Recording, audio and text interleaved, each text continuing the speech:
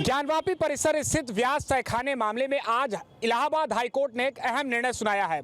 दरअसल जिला न्यायालय के आदेश के बाद, वाराणसी जिला न्यायालय आदेश के बाद ज्ञानवापी परिसर के व्यास तहखाने में 31 जनवरी के बाद से ही जो पूजा पाठ है, दर्शन पूजन है, वो शुरू हो चुका था। इस पर मुस्लिम पक्ष ने आपत्ति जताई थी। वो हाईकोर्ट पहुंचे थे और हाईकोर्ट ने उनकी आपत्ति को खारिज कर दिया है।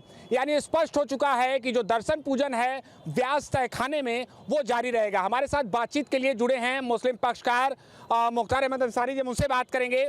मुख्तार जी, आपकी पहली प्रतिक्रिया क्या होगी इस पर?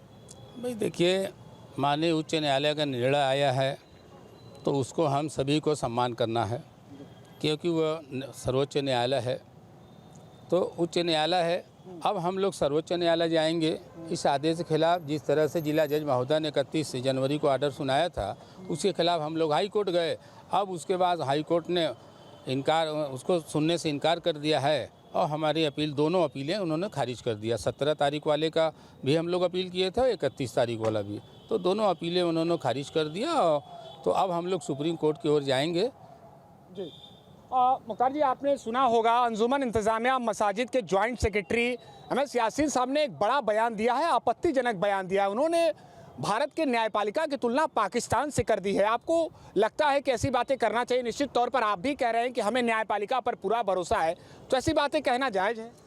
देखिए, न्यायपालिका पे तो पूरा भरोसा है ही है। हर आदमी को, अपने सभी हिंदुस्तानियों को गर्व है अपने भारत के संविधान पर, और अपने देश में रह रहे हैं हम पूरे गर्व से। हम कहते हैं कि हम हिंदुस्तानी हैं।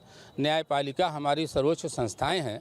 कुछ सवालें हैं जिस पर कुछ ध्यान नहीं दिया गया, जैसा कि माननीय हाई कोर्ट ने अपने आदेश में कोट किया कि 17 तारीख वाले आदेश में जो है 31 तारीख को जो ऑर्डर किया, 17 तारीख का जो रिसीवर नियुक्त किया था उसमें चूक हुई और उस चूक को उन्होंने 151 152 CPC के तहत उसको सुधार कर लिया। ये हाई कोर्ट ने अपने आदेश में कोट किया है। तो कहीं ना कहीं तो कुछ मामले हैं, मगर न्यायपालिका पे हम उंगली नहीं उठा सकते, क्योंकि वो न्यायपालिका है।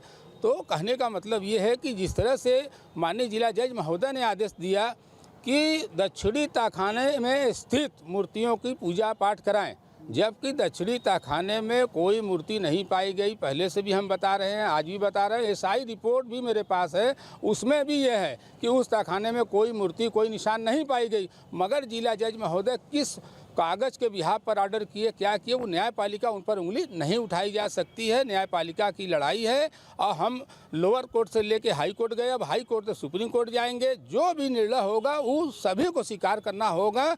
इसके बिहाइंड कोई नहीं जा सकता। रहा सवाल कि कोई ये कह रहा है कि अदालत, भारत के न्यायालयों को पाकिस्तान से तुलना करना, ये गैर जिम्मेदाराना बयान है। ये हम इस बात का खंडन करते हैं कि इस तरह की बात अगर कोई मुस्लिम पक्षकार या मुस्लिम पक्ष के या मुस्लिम नौजवान, कोई भी मुस्लिम कम्युनिटी का हो, वो संविधान पर उंगली उनको नहीं उठानी चाहिए, क्योंकि हमारा संविधान सर्वोपरि है और हमारा न्यायपालिका हमारे ही हित के लिए है।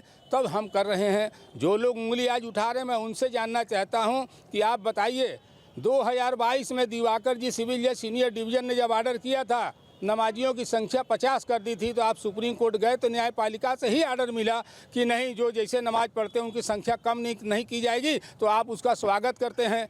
कोई ऑर्डर अगर हमारे तय के खिलाफ होता है तो हम गलत बोलते हैं, ऐसी बात नहीं है। न्यायपालिका साक्ष्य पर चलेगी, न कि भावनाओं पर चलेगी, जहाँ तक मैं समझ पा रहा हूँ। बहुत बड़ी बात आपने कही। तो निश्चित तौर पर इनका कहना है कि हाई कोर्ट के इस आदेश के बाद ये सुप्रीम कोर्ट जाएंगे और इस प्रकार की बयानबाजी गैर जिम्मेदाराना है। निश्चित ही देश जो है संविधान से चलता है।